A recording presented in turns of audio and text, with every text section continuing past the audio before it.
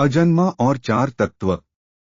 प्रिय श्रोताओं, हृदय सूत्र में आगे कहा गया, यानी न जन्म, न मृत्यु, न मैला, न स्वच्छ, न वृद्धि, न ह्रास।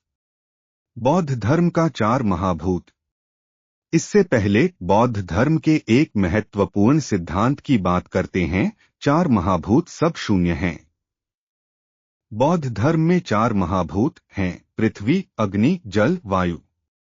बौद्ध मान्यता है कि ये चार मूल तत्व समस्त भौतिक पदार्थों के निर्माण के आधार हैं और हमारा शरीर भी इन्हीं से बना है। पृथ्वी हमारी मांसपेशियां, हड्डियां, बाल। अग्नि हमारे शरीर का तापमान। वायु हमारी श्वास प्रश्वास। जल हमारा रक्त, पसीना, आंसू, लार। चार महाभूत सब शून्य हैं। इसका अर्थ यह नहीं कि ये चार तत्व वास्तव में नहीं हैं। ये वस्तुतः विद्यमान हैं।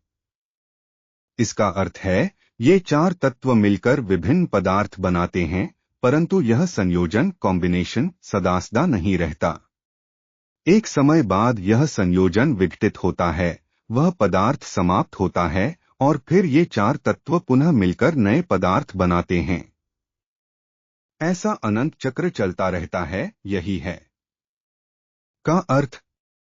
चीन की प्राचीन ताओ परंपरा में भी एक समान अवधारणा है। वे इसे क्यूआई ऊर्जा कहते हैं। यह अदृश्य ऊर्जा संपूर्ण ब्रह्मांड में व्याप्त है। ताओ दर्शन कहता है ऊर्जा एकत्रित होकर रूप बनाती है, बिखरकर पुनः ऊर्जा बन जाती है। ब्रह्मांड की हर वस्तु और घटना इसके संयोजन और विघटन से बनती बिगड़ती है। और यह न जन्म लेती है, न मरती है, न मैली होती है, न स्वच्छ होनी पड़ती है, न बढ़ती है, न घटती है। इसकी उत्पत्ति कहाँ से हुई, यह मनुष्य नहीं जानता। बाद में बौद्ध धर्म ने इसी के लिए परम सत्य, अल्टीमेट रियलिटी शब्द प्रयुक्त किया, क्योंकि समस्त घटनाओं का यही सर्वाधिक मूलभूत आधार है। एक रोचक बात, अमेरिका की प्रसिद्ध फिल्म श्रृंखला स्टार वॉर्स में जो फोर्स, बल की अवधारणा है, वह वास्तव में चीन के इसी की परिकल्पना से प्रेरित है। हमारी पूर्वीय प्राचीन प्रज्ञा इतनी गहरी और व्यापक है। जीवन ज्ञान ऊंचाई से देखो। जब हम यह समझ लें कि समस्त घटनाओं का मूल तत्व, चाहे वह बौद्ध का हो या ताओ का, न जन्म, न मृत्यु, न मैला, न स्वच्छ, न वृद्धि, न ह्रास है, तो हम पूरे ब्रह्मांड को एक ऊंचाई से देख सकते हैं। एक ग्रह का जन्म और विनाश, एक आकाशगंगा का उदय और पतन, सबका संयोजन विघटन है। और छोटे स्तर पर हमारे जीवन में कोई व्यक्ति आना या जाना, कोई घटना होना या मिटना भी इसी के संयोजन विघटन का परिणाम है। जब हम इस गहरे और मूलभूत दृष्टिकोण से देखते हैं तो दैनिक जीवन की उलझनें, समस्याएं और चिंताएं उतनी बड़ी नहीं लगती।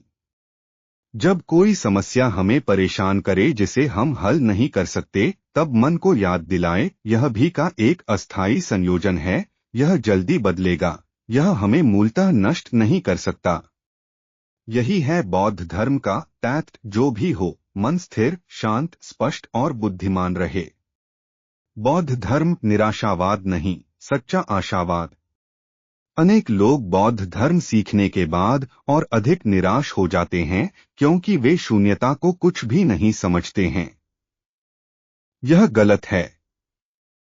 शून्यता का अर्थ है निरंतर परिवर्तन, निरंतर विकास, अनंत संभावनाएं। इसीलिए जो समाप्त हुआ वह नए रूप में जन्मेगा, जो खोया वह किसी अन्य रूप में आएगा।